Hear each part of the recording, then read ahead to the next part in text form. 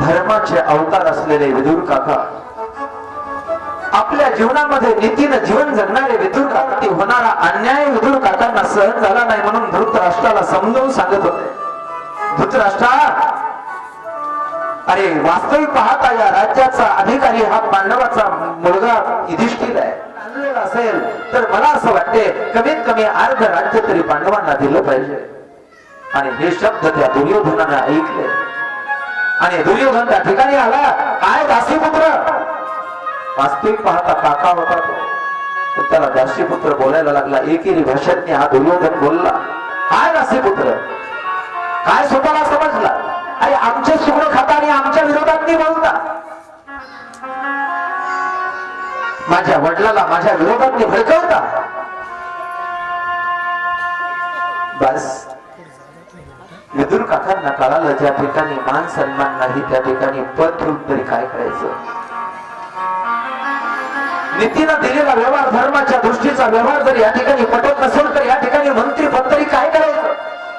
म्हणून विदुर काकाने मंत्री पदाचा जो मुकुट होता त्या मुकुटाचा धृतराष्ट्राच्या पायावरती देऊन त्याग केला आणि सांगितलं, आता या मंत्रीपदाचा त्याग केलेला आहे, आता निघालो मी. आणि विदुर काका घरी आले. अंगावरचे राजवेशातले वस्त्र काढून टाकले, साधूचे वस्त्र परिधान केले आणि विदुर काका गंगेच्या किनारी निघालेले. ते सुलभेनं बघितलं. स्वामी, स्वामी, तुम्ही जर इथे राहत नसाल तर मी सुद्धा कशी राहणार. हिचं नाव पतिव्रता आहे. तिने सुद्धा अंगावरचे सगळे अलंकार काढून टाकले आणि ते सुलभा विदुर पत्नी तेही सुद्धा भगवान परमात्म्याच्या भजनासाठी विदुर काका सोबत तपस्विनी वेशेमध्ये आलेली आहे. तपस्वी वेशेमध्ये भगवान परमात्म्याची आराधना करत आहेत. परंतु राज्य सोडून गेले नाही. ही माणसं शब्दाला फार जपणारे होते, नीतीनं जीवन जगणारे होते. सुतजी महाराज शौनक ऋषींना सांगतात आणि शुद्धदेवजी महाराज परीक्षिती राजांना सांगतात की राजा, विदुर काकांनी आता ठरवलेलं आहे,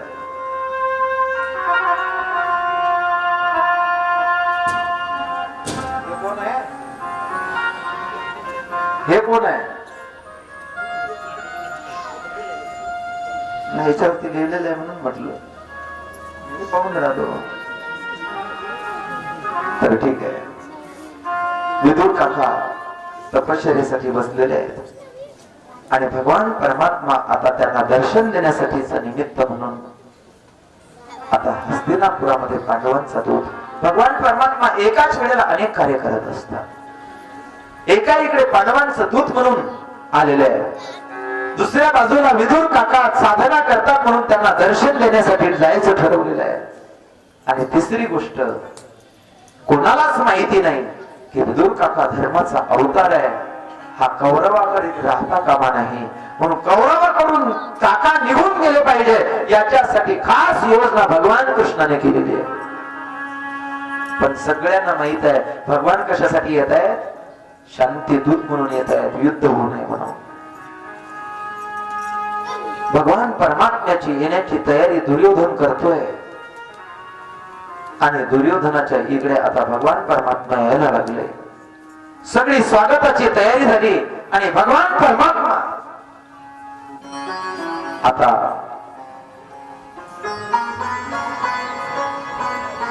धृतराष्ट्राच्या सभेमध्ये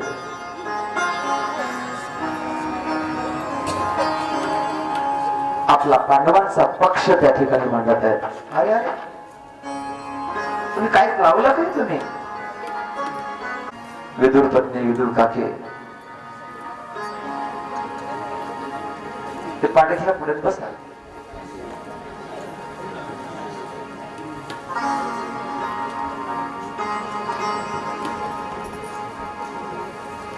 राजवेशामध्ये मंत्र्याची पत्नी होती ना, सामान्याची थोडीच आहे. आणि विदुर काका नित्य ध्यानात आहे. तेवढ्यामध्ये जे कोणालाच माहित नसतं गावातलं, ते बायांना लवकर माहित होते. मी उशिरा येते पण बाया जवळ लवकर येते. एखादी गोष्ट जर सगळ्या गावात करायची असेल ना, तर तुमच्या चॅनल मध्ये एखाद्या वेळेला काय कोणी युट्यूब पाहिलं नाही पाहिजे, काहीच नाही, फक्त गावात यायचं एखाद्या बाईजवळ सांगायचं असं असं झालं ताई, पण तुम्ही कोणाजवळ सांगू नका बरं का. बस तुम्ही इकडून असं जाईपर्यंत, तुमची प्रदक्षिणा होईपर्यंत इकडे सगळी तयारी झाली. सगळ्या गावात 10 मिनिटात असं असं झालं बाई, मी कोणा सांगत नव्हते पण तुला आपण सांगतो. ती म्हणते तू कोणा सांगू नको, ती म्हणते कोणा सांगू नको, ती म्हणते कोणा सांगू नको, ते म्हणते कोणा सांगू नको. तुम्ही कोणाला आणलं होतं मग? गुरुजी महाराज परीक्षित राजाला सांगतात, येतो कशासाठी, तर स्वतः तो सांगतो, यदा यदा हि धर्मस्य लास्य तदात्मानं सृजाम्यहं पवित्राणाय साधूनां विनाशाय च दुष्कृतां धर्म संस्थापनार्थाय संभवामि. राखे पायापाशी आणि दुर्जनासी संवारी. भक्ताचा पायाजवळ राखण्यासाठी, भक्तांना दर्शन देण्यासाठी तो कथा येत असतो. आणि विदुर काका आता गंगेच्या किनाऱ्यावरती नित्य साधना करतात. हातामध्ये माळा आहे, कशी जपायची? मंत्री पदावर असताना काय माहित नव्हतं, माळा जपणं सुरू आहे. ते विदुर काका असे जपत होते, हे विदुर काका असे उलटे जपतात. नाम तेरा. मग विदुर पत्नी सोबत आहे, विदुर काका दोघांची मिळून साधना चालू आहे. खरं तर परमार्थाची साधना दोघांनी मिळून केली पाहिजे बरं का. बाई म्हणते चला ना, पाहना किती लोक जाते महादेवाच्या मंदिरात, नाही चला ना चला ना. तू काही म्हणलो लाजच वाटते, त्याची काय लाज वाटायची आहे? काही लोक म्हणतात भागवतात बसवायचं, आपण पूजेला बसू. पहा बरं ते भास्कर पाटील दरवर्षी बसतेत, आणि तुम्ही तर माय, मला तर असं वाटून राहिलं तुमच्या सोबत आली काही पापच केला का काय. कधी मला सोबत नेत नाही, काही नाही. आणि ते दीपक शेटे पहा जिथे जाते तिथे बायकोने घेऊन फिरते. ते काय फिरायला थोडे जाते. मालेगावला काय हाय तरच, काशीला आता सोबत सकाळी आले का रात्री आले? रात्री रात्री आले काशीवरून. खरं असं फिरा हौशीला काही हरकत नाही, नवरा बायको फिरायला काय हरकत आहे, पण देवाकडे जावं, देवाकडे जावं. काही म्हणत असेल माय नवऱ्याला तुझा रस्ता ठेवून नाही, कुठे उठला की सुटला एकटाच पळते, कुठे उठला सुटला एकटाच पळते, मला कुठंच नेत नाही. दोघांनी मिळून परमार्थ करावा. विदुर पत्नी आणि विदुर काका दोघेही सोबत परमार्थ करतात. विदुर काका धर्माचा अवतार आहे, पण तो कौरवाकडे आहे. भगवंताला माहित आहे जोपर्यंत विदुर काका कौरवाच्या पक्षात आहे तोपर्यंत कौरवांचा विजय होणार आहे. आणि मला तर पांडवांचा विजय पाहिजे. पांडवाकडे सुद्धा धर्माचा अवतार युधिष्ठिर दादा आहे, पण अनितीनं जीवन जगणाऱ्याकडे जरी धर्म असेल तरी त्यांचा विजय होतो. आलं का लक्षामध्ये? म्हणून धर्म आपला सोडायचा नाही, धर्म करायचा, याचा विजय होत असतो. सुखदेवजी महाराज परीक्षित राजाला सांगतात, राजा विदुर पत्नी सांगते, ऐकलं का हो? असमे ऐकलं का? हा का म्हटले? सुलभे काय म्हणतेस? अहो मी असं ऐकू नये. बहुतेक गावातल्या बातम्या सगळ्या घरी बायाच देतात माणसांना. त्यांचं काही असं झालं, त्यांचं तसं झालं, त्यांचं असं झालं. हा जेवण करायला बसला की बातम्या सुरू होतात चॅनलच्या. हे चॅनल म्हणजे चालतं बोलतं चॅनल आहे गावातलं. असं झालं तसं झालं, त्याच्या काही आजो असं झालं, ते काही सकाळपासून काही जेवलेच नाही. म्हणजे म्हणे तुझा ना ते जेवण. तसं नाही ना. मग काय झालं? काही नाही. काहीतरी कोणाचा तरी फोन आला म्हणे आणि तेव्हापासून ती बाई रडतच आहे. ते म्हणे मी काय करू? नाही मी म्हणते आपण जाऊ त्याच्या घरी, काही असेल तर बाया बोलतात असं. बर तू म्हणतेस ना मग जेवणाच्या आधी सांगायला लागत होतं. नाही मी म्हटलं पहिले तुमचं जेवण झाल्यावर मग जाऊ. ठीक आहे तसं सुलभा सांगताय. बाबा ऐकलं का? मला माझ्या कानावर आज असं आलं की साक्षात भगवान हस्तिनापुराला येणार आहे. विदुर काका म्हटले सुलभेने बस मला असं वाटतं माझी तपश्चर्या पूर्ण झाली. भगवान मला दर्शन देण्यासाठी आज हस्तिनापुरामध्ये येतात. आज हस्तिनापुरामध्ये येतात. विदुर काकीच्या मनामध्ये भावना निर्माण झाली. स्वामी मला असं वाटते भगवंताला आपण भोजनाचं आमंत्रण आपल्या घरी देऊ. विदुर काका म्हटले वेडे असं कुठं असतं का? अगं त्या हस्तिनापुरामध्ये तो दुर्योधनाने किती तयारी करून ठेवली, आपल्या घरी काय आहे? स्वामी पण मला असं वाटते आपल्या घरी भगवंतानी यावं. विदुर काका म्हणतात वेळे भगवान परमात्मा मनाची जाणत असतो. भगवान परमात्मा इकडे धृतराष्ट्राच्या सभेतनी आहे आणि इकडे सुलभा म्हणते मनातल्या मनात म्हणते देवा तिकडचं झाल्यानंतर माझ्या घरी जेवण करायला या बरं का. आणि भगवंताला तिथे सुचकई लागली. माझी काकी माझी आठवण करत असेल, मला बोलवत असेल. भगवंताला तिकडे जाणवलं आणि भगवंताने तिथेच एवढ्या मोठ्या सभेमध्ये स्वीकृती दिली. काकी येईल मी. आणि हिचं मन तेव्हापासून बोलायला लागलं नाही हो मला असं वाटतंय भगवान आपल्या घरी येतील, काहीतरी आणलं पाहिजे. म्हणून विदुर काकाला सुलभेने सांगितलं स्वामी मला असं वाटतंय भगवंतासाठी काहीतरी तयारी करावी. काका म्हटले ठीक आहे तू म्हणतेस ना तर काहीतरी फळं वगैरे घेऊन येतो. म्हणून विदुर काका तिथून निघाले आणि भगवंताच्यासाठी फळं आणण्यासाठी निघाले.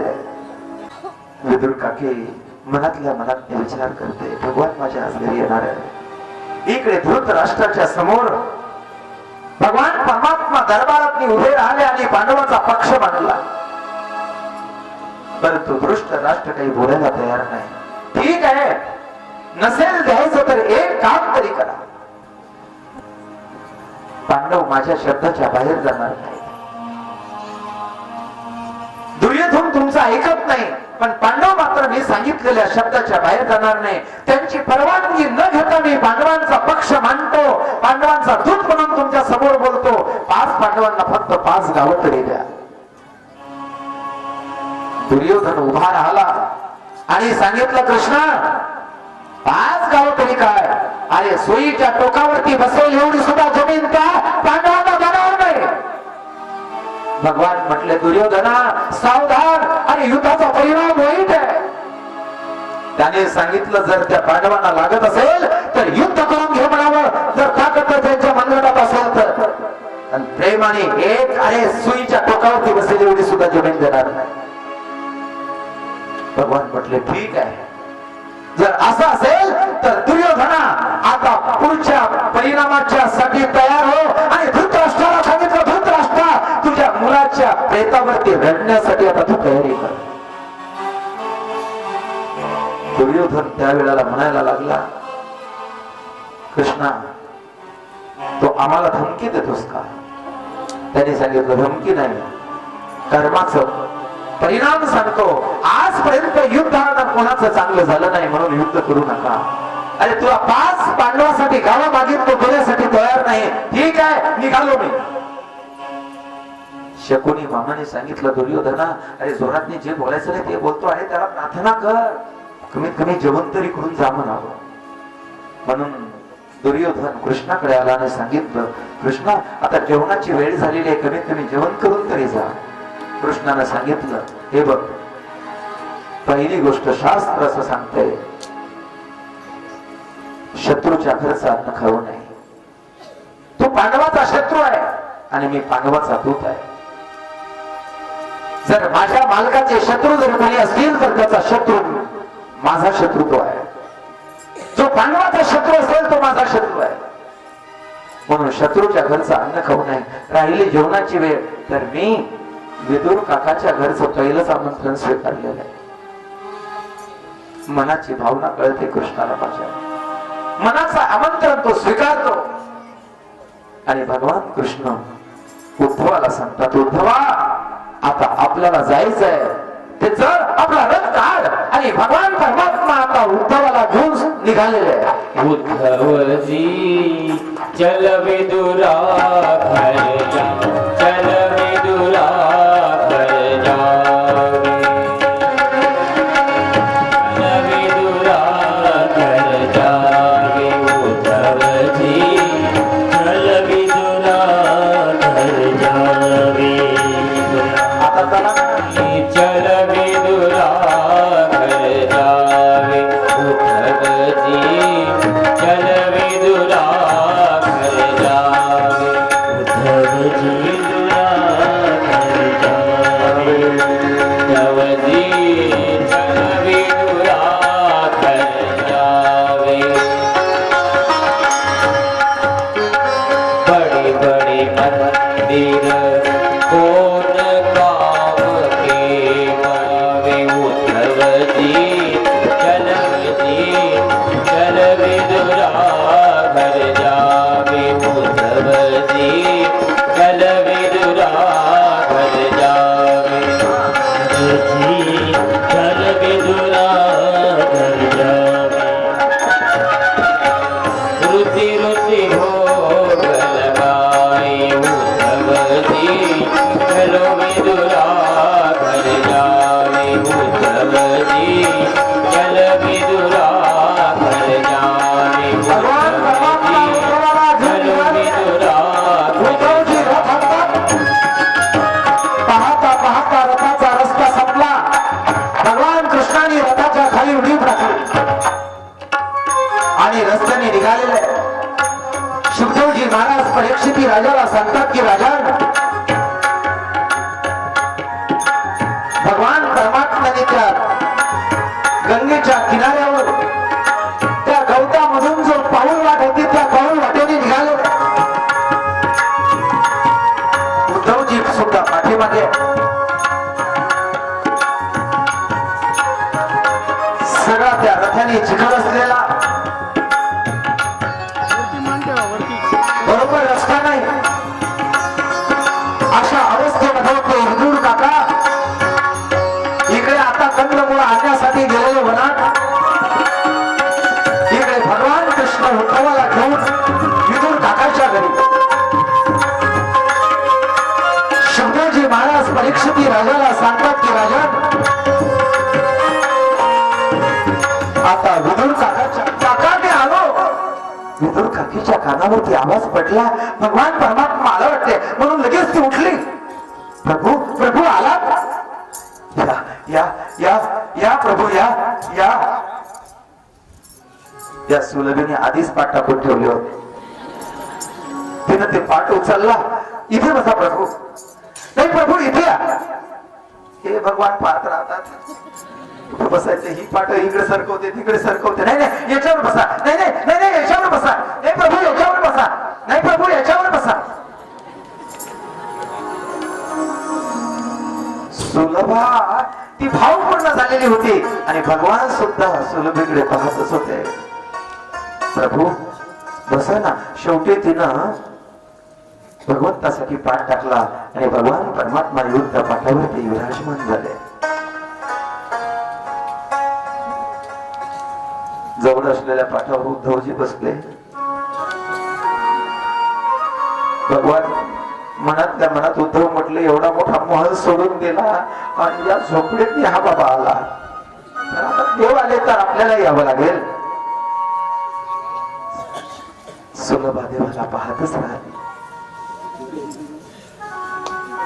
आणि मान खाली कोण घालते का. सहज त्यांनी आपल्या पोटाला हात लावला. काकी काकी काकी भूक लागली काकी. देवा देवा भूक लागली. देवा भूक लागली तुम्हाला. काही द्यावं देवाला म्हणून इकडे बघते तिकडे बघते. घरात काय आहे तेवढ्यामध्ये पहिली जुनी केळी आणलेली होती, ती केळी घेतली आणि सुलभने ती केळीची टोपली भगवान परमात्म्याच्या जवळ ठेवली आणि खाली बसले. एक केळ घेतलं, उद्धवाच्या हातात देऊन टाकलं, घ्या उद्धवा. आणि एक केळी घेतली, त्याची साल काढायला लागले. केळीची साल काढली आणि गाभा गाभा देहावरती नाही ना, तो गाभा होता तो केळीच्या टोपलीत टाकून दिला आणि साल भगवंताच्या हातात दिली. आणि भगवंताने ती साल घेतली. प्रभू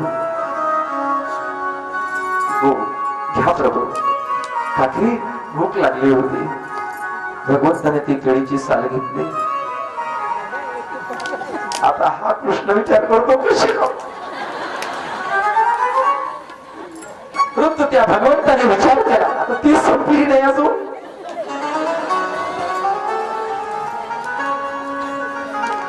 म्हणून भगवंताने ती केळीची साल खायला सुरुवात केली.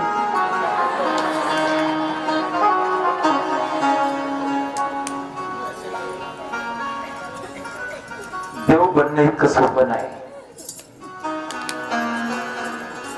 असंच नामदेवाचं आणि देवाचं झालं होतं. नामदेव महाराज म्हटले, देवा तुझी किती मजा आहे रे, तुला सकाळी सकाळी लोण्याचा गोळा काय सुंदर पैकी आंघोळ घालतात, उठणे लावतात, किती किती किती तुझी मजा आहे. मला तर असं वाटतंय तू एकदा भक्त होऊन बघ आणि मी देव होतो. देव म्हटले, नामा देव होणं इतकं सोपं नाही. पण देवाला सुद्धा नामदेव असा कसा बेटेवरती उभा दिसतो म्हणून पाहायचं. नामा पण एक लक्षात ठेव बरं का, बेटेवरती उभा राहतोस ना. म्हटलं हो, त्याच्यात काय उघड आहे. बेटेवरती राहणं एखाद्या वेळेला सोपं राहील, पण लक्षात ठेव थंडीचे दिवस आहेत. चंद्रभागेवरून पाणी आणतील, काही गरम पाणी राहील, काही गरम झालं म्हणू नको, थंड टाकलं तर थंड झालं म्हणू नको. देव आहे. आणि लोक ते येतील, लोण्याचा तोंडाला गोळा लावतील, पण ते खायचा नसतो. जर खाल्ला तर सगळ्या गावात बोफाट उठल, देवानं रोटी खाल्लं, देवानं रोटी खाल्लं. हो, गेल्या वर्षी ते नंदीनं दूध पिलं म्हणे, नंदीनं दूध पिलं. सगळ्या गावात जो उठला सुटला घेत जाय चमच, पी, घेतला चमच, पी. नंदी दूध पिला, नंदी दूध पिला. अख्ख्या महाराष्ट्रात एवढी कशी काय भूक लागली होती काय माहित नंदीला. खरं आहे का खोट आहे? ज्यांनी पाजलं त्याचा अनुभव तर खरा आहे. हो, त्याचा अनुभव खरा आहे. आम्ही त्यावेळेला बोनोज या गावात होतो. अक्षरशः तिथे महादेवाला लोकांनी व्हिडिओ शूटिंग काढून घेतले. चम्मच मधलं दूध कुठं जायचं पता लागायचं नाही, संपायचं. वाटीभर दूध संपलं, मग गेलो कुठे. काही विज्ञानातल्या लोकांना काही सांगितलं, असं झालं म्हणून असं झालं तसं, म्हणजे आता का होत नाही. तर ती देवता भगवान परमात्मा भक्तांना विश्वास पटावा म्हणून एखादी लीला करत असतो. आता तरी या जागावर ती भगवंताची एक लीला असते. तसं नामदेवाला सांगितलं, नामदेवा उभं राहायचंय, लोण्याचा गोळा तोंडाला लावल्यानंतर खायचा नाही. का? देव झाला म्हणून. अरे खात नाही तरी तर लोक एवढूस चांक करते देवाला. देवाला एवढूस, देवाला निवत करतो एवढूसच करते, एवढूस. मी म्हणतो मोठी पोळी काही जमत नाही का देवाला. एवढूस ते रामाच्या पुढे आणून ठेवतात, खाय. नाही तर काय कर, ते कुत्रे येतात, सगळे माकोडे होतात, ते अंगावर चढतात देवाच्या. काय देव सोपं आहे? काही काही लोक जातात प्रसाद देवाच्याच अंगावर टाकतात. काही काही लोक पंढरपूरला जातात, पेढ्याचा प्रसाद खाय तुला भेटला नसत देतात तोंडाला चिटकून. ही कोणती भक्ती आहे? त्याच्यावर मुंग्या येतात, माकोडे येतात, किडे येतात. देवाला काही कमी त्रास होत असेल, पण पाय हलवायचा नाही, पाय उचलायचा नाही. एवढं सोपं आहे का? अरे देव झाल्यानंतर कपडे देवाचे घालणं सोपे आहे, पण देवपणा टिकवणं किती अवघड आहे. आता देव झालेले आहेत, विदुराच्या घरी आलेले आहेत आणि विदुर काकी देवभान झालेले, हातामध्ये केळीचा गर देण्याच्या ऐवजी केळीची साल दिली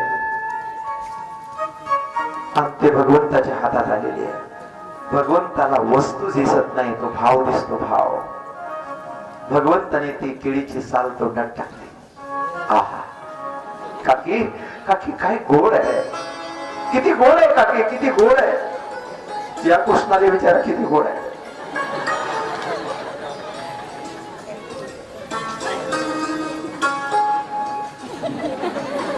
मग दुसरी घ्या, अजून खा.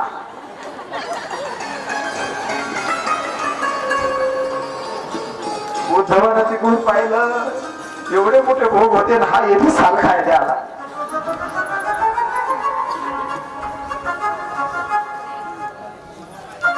भगवान शिवदेवजी महाराज परीक्षित राजाला सांगतात की राजन, ती केळीची साल भगवान परमात्म्याच्या तोंडात टाकली. वा वा काकी, वा वा वा वा वा, काय गोड आहे. सांगितलं भैया काकी, खरं सांगू का, गोकुळामध्ये यशोदा मैयाच्या हातचं लोणी खात होतो, त्याच्यानंतर जेवढं प्रेमानं मिळालं, त्याच्यानंतर एवढं प्रेमानं मिळालं, एवढं प्रेमानं आजपर्यंत कोणी दिलं नव्हतं. ते विदुर काकीनं दिलेलं आहे. विदुर काकी हात जोडून आहे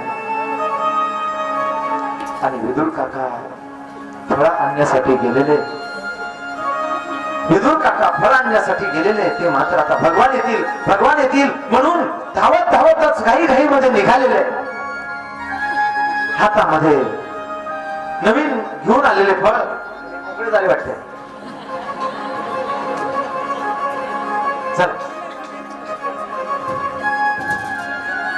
आणि भगवंताच्या हातात ती केळीची साल बघितली. प्रभू थांबा थांबा, हे काय करताय. होता ती साल भगवंताच्या हातची घेतली. भगवंताला असं वाटलं, बरं झालं याच्या आधीच आले असते तर. आणि भगवंताच्या हातामध्ये तो केळीचा घर दिलेला आहे. बसा ना खाली, इकडे बसा. असं भगवंताच्या हातामध्ये केळीचा घर दिलेला आहे. प्रभू, ती भोळी आहे, तिला देहाचा विसर नाही, देहाचा विसर पडलेला आहे. भगवान, ती केळीची साल बघू द्या. केळीची साल घेतली आणि केळीचा जो गर होता तो भगवंताच्या हातामध्ये दिला. प्रभू घ्या, तुमच्यासाठी आली प्रभू. ताजी सगळे संपवते. भगवंताने ती केळी खायला सुरुवात केली. विदुर काकाने विचारलं, काका गोड आहे. काका खरं सांगू का, गोड आहे. त्याच्यामध्ये जी गोडी होती ते प्रेम होतं, त्याच्यामध्ये नाही, त्याच्यामध्ये नाही. केळीची साल खाता उठवा, तू पण खा. कारण हे कोणत्या पदार्थ नाही, हे कोणता उपचार नाही. अरे उठवा, हे प्रेम आहे. सबसे ऊंची, सबसे ऊंची प्रेम सगाई, सबसे ऊंची प्रेम सगाई, सबसे ऊंची, सबसे ऊंची प्रेम सगाई, सबसे ऊंची प्रेम सगाई, सबसे ऊंची प्रेम सगाई, सबसे ऊंची प्रेम सगाई. एक साथ.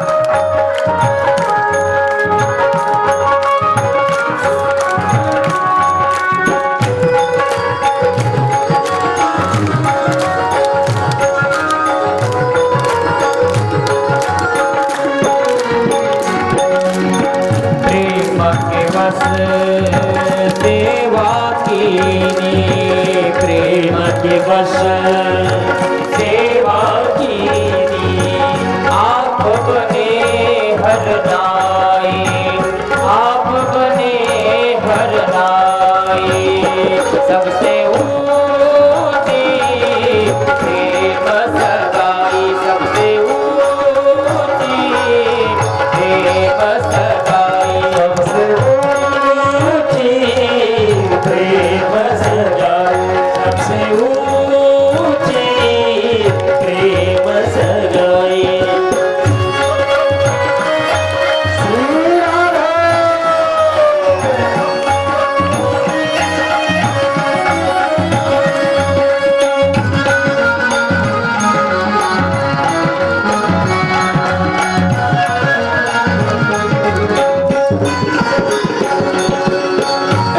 राजसूयज्ञ युधिष्ठिर कीन्हो राजसूयज्ञ युधिष्ठिर कीन्हो नामे झूठ उठाई नामे झूठ उठाई सबसे ऊंची प्रेम सगाई सबसे ऊंची प्रेम सगाई सबसे ऊंची प्रेम सगाई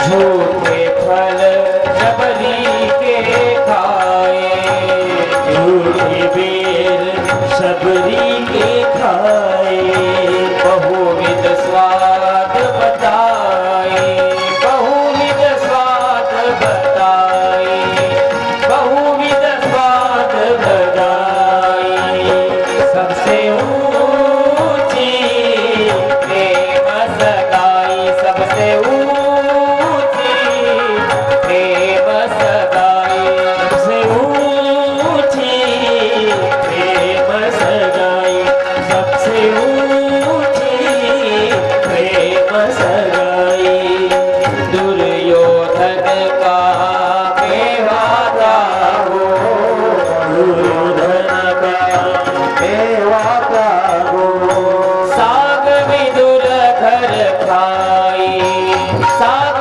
विदुर घर खाई सबसे ऊंची प्रेम सगाई सबसे ऊंची प्रेम सगाई सबसे ऊंची प्रेम सगाई सबसे ऊंची प्रेम सगाई सबसे ऊंची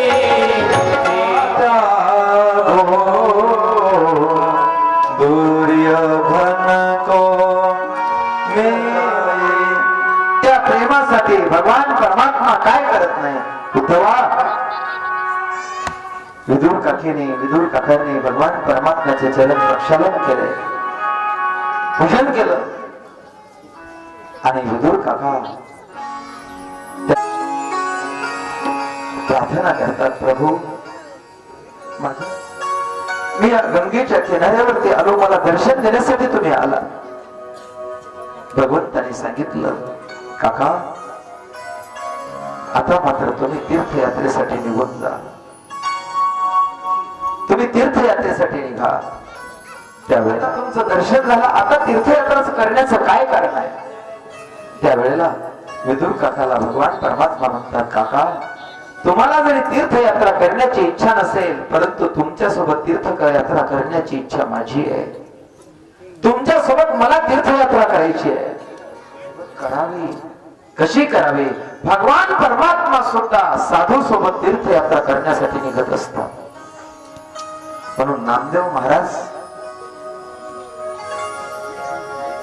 तीर्थयात्रेला जाण्यासाठी तयार नव्हते परंतु ज्ञानेश्वर महाराज भगवान परमात्म्याकडे आले की मला तीर्थयात्रेला जायचंय पण नामासोबत पाहिजे देवालाही सुद्धा नामदेव महाराजांना पाठवायचं नव्हतं नामदेव महाराजांना सुद्धा परंतु ज्ञानोबा यांनी इच्छा प्रगट केल्यानंतर देवही म्हटले नामा जा तुला तीर्थयात्रेला ज्ञानदेव सोबत गेलं पाहिजे कारण तीर्थयात्रेला कोणाच्या सोबत जावं हे कळलं पाहिजे म्हणून विदुर काकाला सांगितलेलं आहे भगवान परमात्मा म्हणतात काका तुमच्या सोबत तीर्थयात्रेला मला यायचं आहे तुमची इच्छा नसेल तरी तुम्ही तीर्थयात्रेला जा, मला तुमच्या सोबत यायचं. विदुर काका आणि सुलभ काकी भगवान परमात्म्याला नमस्कार करतात आणि दोघेही मात्र आता तीर्थयात्रेला निघतात आणि उद्धवजीला सोबत घेऊन भगवान परमात्मा ही तीर्थयात्रेला निघतात आणि सर्व तीर्थयात्रेला निघालेले आहेत भगवंताचं भजन करत करत. राधे कृष्ण कृष्ण कृष्ण राधे राधे, राधे श्याम श्याम श्याम राधे राधे. राधे कृष्ण कृष्ण कृष्ण राधे राधे, राधे श्याम श्याम श्याम राधे राधे. राधे कृष्ण कृष्ण कृष्ण राधे राधे, राधे श्याम श्याम श्याम राधे राधे. राधे कृष्ण कृष्ण कृष्ण राधे राधे, राधे श्याम श्याम श्याम राधे राधे.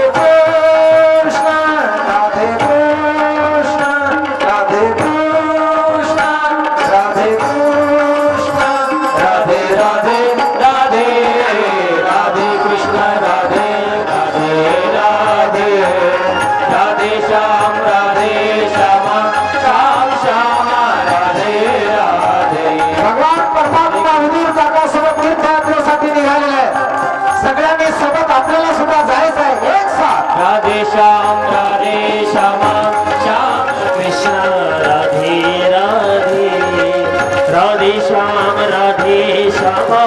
श्याम श्याम राधे राधे. राधे कृष्ण कृष्ण कृष्ण राधे राधे, राधे श्याम श्याम श्याम राधे राधे. राधे कृष्ण कृष्ण कृष्ण राधे राधे, राधे श्याम श्याम श्याम राधे राधे. राधे श्याम राधे कृष्ण राधे श्याम राधे राधे. राधे राधे कृष्ण कृष्ण कृष्ण राधे राधे, राधे श्याम श्याम श्याम राधे राधे. राधे कृष्ण कृष्ण कृष्ण राधे राधे, राधे श्याम श्याम श्याम राधे राधे.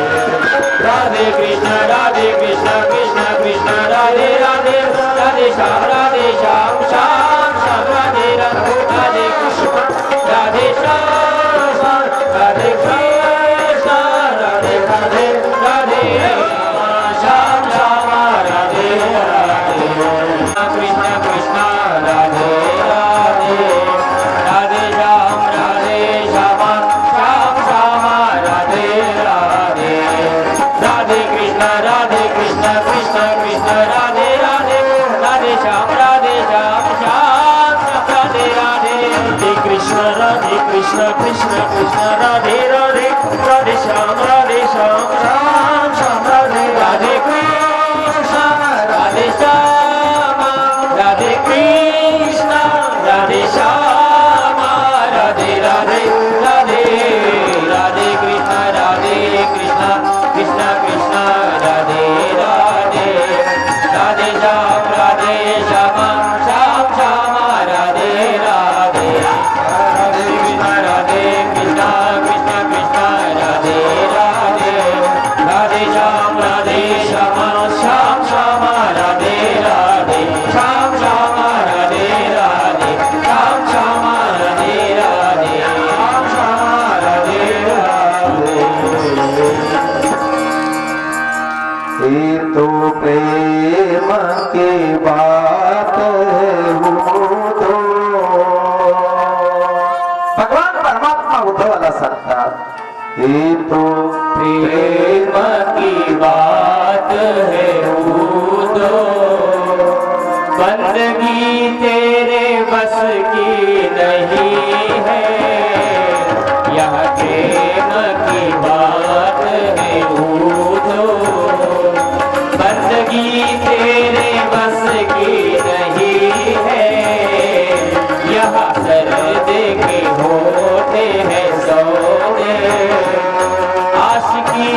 इतनी सस्ती नहीं मकी बात है भूलो श्री राधा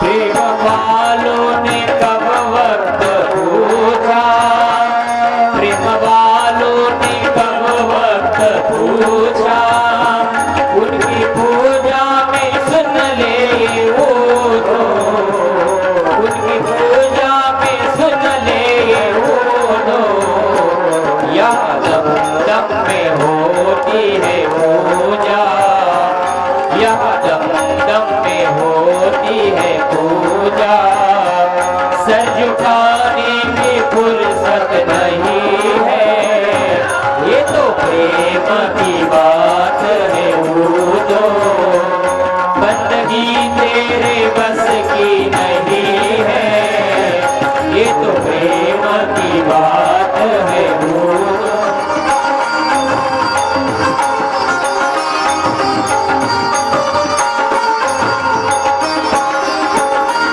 जो असल में है मस्ती में डूबे जो असल में है मस्ती में डूबे उन्हें क्या परवाह जिंदगी की उन्हें क्या परवाह जिंदगी की जो उतरती है चढ़ती है मस्ती वो हकीकत में मस्ती नहीं है ये तो प्रेम की बात है दो बंदगी तेरे बस की नहीं है आशिकी इतनी सस्ती नहीं है ये तो प्रेम की बात है दो ये तो प्रेम की बात है दो ये तो प्रेम की बात है दो ये तो प्रेम की बात है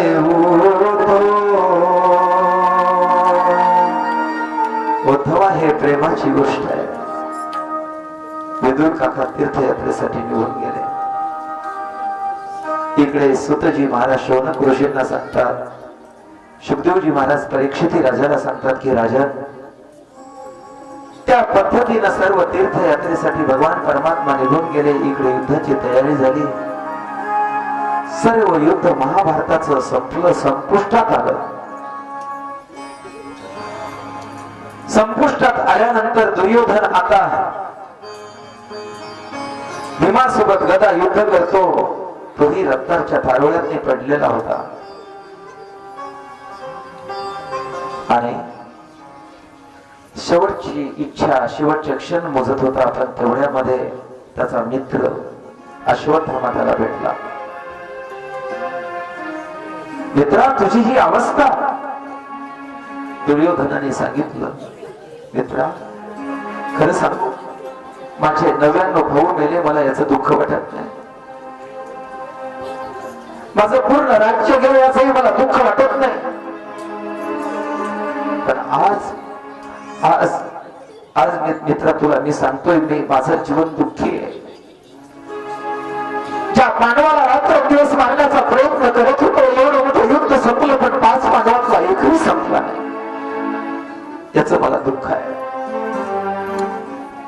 अश्वत्थामेने सांगितलं आताच्या आता 5 पांडवांना मारून समाप्त करतो काळजी करू नको तुझी इच्छा शेवटची पूर्ण करतो आणि 5 पांडवांना समाप्त करण्यासाठी हा अश्वत्थामा निघाला रात्रीच्या वेळेला परंतु माझा भगवान परमात्मा त्यांचं रक्षण करण्याला कोण मारू शकणार आहे अरे त्या गांधारीनं दुर्योधनाला सांगितलं आधी दुर्योधना मी तुला विजयाचा आशीर्वाद देऊ शकत नाही परंतु तू मरणार नाही एवढं मात्र करू शकते पुत्र मोहासाठी मुलासाठी तेवढं करू शकते. काय करावं लागेल? जा गंगेमध्ये स्नान कर आणि निर्वस्त्र असताना माझ्या समोर ये. त्या दुर्योधनाने स्नान केलं आणि बिना कपड्याचा गांधारीला आपल्या आईला भेटण्यासाठी निघाला. रस्त्याने हा फुलाची माळ घेऊन चड्डी घेऊन हा रस्त्यात भेटला. का जाको राखे साहिया वाके मार सके ना कोय. भगवंताला माहिती होतं हा गांधारीच्या समोर गेला तर दुर्योधन मरणार नाही, दुर्योधन गेला नाही तर अधर्म संपणार नाही, माझ्या पांडवाचा विजय होणार नाही. म्हणून त्यांनी फुलाची चड्डी तयार केली आणि रस्त्यामध्ये भेटला. दुर्योधनाला तिथूनच त्यानं राम राम केला. जय रे, अरे कोण अंधारामध्ये निर्वस्त्र निघालास? कोण? दुर्योधना तू? अरे काही लाज वाटते का? चालला कुठे? त्यानं सांगितलं, आईनं सांगितलं गंगेमध्ये स्नान करून बिना वस्त्राच्या माझ्या समोर ये. वेड्या, आईनं सांगितलं ते बरोबर आहे, पण तुला काही लज्जा लक्षण आहे का नाही? असाच्या असा चालला, अंगावरती काहीच नाही. अरे वस्त्र घालू नको, परंतु लज्जा रक्षण करण्यासाठी काहीतरी तर घे. त्यानं सांगितलं काय करू? हे घे फुलाची चड्डी, हे घाल. शिवूनच आणली होती यानं पहिले. ते फुलाची चड्डी दिली. त्यांना सांगितलं हे पण बरोबर आहे, एवढं मोठं झाल्यानंतर आईच्या समोर असं जायचं कसं? म्हणून त्याने ते फुलाची ती माळा आपल्या कमरेला बांधली आणि गांधारीच्या समोर जाऊन उभा राहिला. आई, तू सांगितल्याप्रमाणे मी आलो. आजपर्यंत तिनं आपलं तेज पतिव्रतेचं पूर्ण आपल्या डोळ्यामध्ये साठवलेलं होतं. ज्या वेळेला तिचं लग्न होणार त्यावेळेला तिला कळालं की माझा पती जन्मता अंध आहे. त्याच क्षणाला तिनं आपल्या डोळ्यावरची पट्टी बांधून घेतली. माझ्या पतीला दिसत नाही, मी सुद्धा पाहणार नाही. काय पतिव्रत असेल हो? माझ्या पतीला दिसत नाही, मी सुद्धा या जगाला पाहणार नाही, म्हणून तिनं डोळ्याला पट्टी बांधून ठेवली आणि आजपर्यंत तिला सोडली नव्हते. परंतु दुर्योधन नेहमीसाठी यायचा, आई मला विजयाचा आशीर्वाद दे. परंतु गांधारीनं सांगितलं मी आशीर्वाद विजयाचा तुला देऊ शकत नाही, कोणालाच नाही. कारण पांडवही माझे आहेत. धर्मानं जीवन जगणारी माणसं कोणालाही सुद्धा आशीर्वाद देत नसतात. स्वतःचा पुत्र आहे परंतु विजयाचा आशीर्वाद नाही. कारण नीतीनं जीवन जगणारी लोक होते, परंतु पुत्र मोह होता. शेवटी तुला विजयाचा आशीर्वाद नाही, परंतु तुझं रक्षण करणारा मी मात्र तुला कवच देणार आहे. निर्वस्त्र माझ्या समोर उभा राहा. आणि ठरलेल्या प्रमाणे दुर्योधन आता आलेला आहे. गांधारीनं ती आपल्या डोळ्याची पट्टी हळूच सोडली. मी सांगितलं तसं आला ना? हो आई, तू सांगितलं त्याप्रमाणे आलो. गांधारीनं डोळ्याची पट्टी सोडली आणि समोरासमोर उभा असलेला दुर्योधन पायाच्या नखापासून तर डोक्याच्या केसापर्यंत तिनं पूर्ण नजर टाकली आणि पतिव्रता धर्माची शक्ती पूर्णतः त्याच्या शरीरावरची टाकली. वज्रदेही बनला तो. पुन्हा त्याला बघितल्यानंतर ती डोळ्याची पट्टी बांधून घेतली. आता पुन्हा सोडली नाही, पण सांगितलं दुर्योधना हे काय केलं तू? वेड्या, मी कसं सांगितलं होतं तुला यायचं? अरे तू सर्व अंगामध्ये आता वज्रदेही बनला, परंतु मांडीमध्येच कच्चा राहिला. म्हणून तर भगवान परमात्म्याने त्या भीमाला खून करत असताना मांडीवरची खून केली. हान, कारण युद्ध गदा चालू असताना भीमाने गदा मारावी आणि दुर्योधनाने हसावं. दुर्योधनाने हसावं कारण त्याला लागतच नाही, कारण त्याच्या पाठीमागे ते वज्र कवच होतं, ती पतिव्रता शक्तीचं कवच होतं. म्हणून ते कवच त्याचं रक्षण करत होतं, त्याला ते लागत नव्हतं. आणि दुर्योधनाची गदा पडल्यानंतर भीम मात्र त्याचे एक एक नस मोकळी व्हायची, हाड मोकळे व्हायचे. भीमानं सांगितलं कृष्णा आता माझं काही खरं नाही. भगवंताने सांगितलं मी सांगतो तिथे वार कर. परंतु गदा युद्धाचा नियम आहे, जांगेमध्ये वार करायचा नाही, कमरेच्या खाली वार करायचा नाही. परंतु भगवान कृष्णाने सांगितलं, भीमा आठवण करून दिली त्याची ती प्रतिज्ञा होती. ज्या वेळेला तो द्रौपदीला म्हटला होता की दासी माझ्या मांडीवरती येऊन बस, त्या वेळेला भीमाने प्रतिज्ञा केली होती, एक दिवस तुझ्या मांडीला फोडून तुला समाप्त केल्याशिवाय सोडणार नाही. आणि आजचा तो दिवस होता. भीमाने ती गदा घेतली आणि त्या दुर्योधनाच्या मांडीवरती जागेवरती मारली आणि रक्ताच्या धारेने हा दुर्योधन पडला होता. आणि अश्वत्थामास आता विचारतो, अरे एवढ्या मोठ्या संकटातून तो सोडवतो, आता या अश्वत्थामाचं काय? युद्ध तर समाप्त झालेलं होतं, म्हणून पांडव आता निवांत झोपलेले होते आणि अश्वत्थामा आता मारण्यासाठी पांडवांना निघालेला होता. भगवान परमात्मा पांडवांच्या शिबिराच्या त्या दारात उभा होता. थंडीचे दिवस होते. शुकदेवजी महाराज परीक्षित राजाला सांगतात की राजा, भगवान परमात्मा दारात उभे, थंडीचे दिवस आहे. अर्जुनाच्या पायावर थोडस अंगावर घेतलेलं पांघरून कमी झालं आणि मग अर्जुनाची झोप उडाली. अंगावरती घ्यावं म्हणून सहज उठला तर दारात माझा कृष्ण कन्हैया बन्सीवाला दिसला. अर्जुन विचारतोय, कृष्णा अजून तुम्ही इथेच? भगवंताने विचारलं, अर्जुना झोप येते का रे? दोघांच्या बोलण्यातून युधिष्ठिर उठले, भीम उठले, नकुल सहदेव सगळे उठले. माझा कान्हा सांगतो, दादा या ठिकाणी झोपणं आपलं सुरक्षित नाही. तिथून उठवलं आणि पांडवांच्या त्या शिबिरामधून उठवून कौरवाच्या शिबिरामध्ये नेऊन झोपवलं.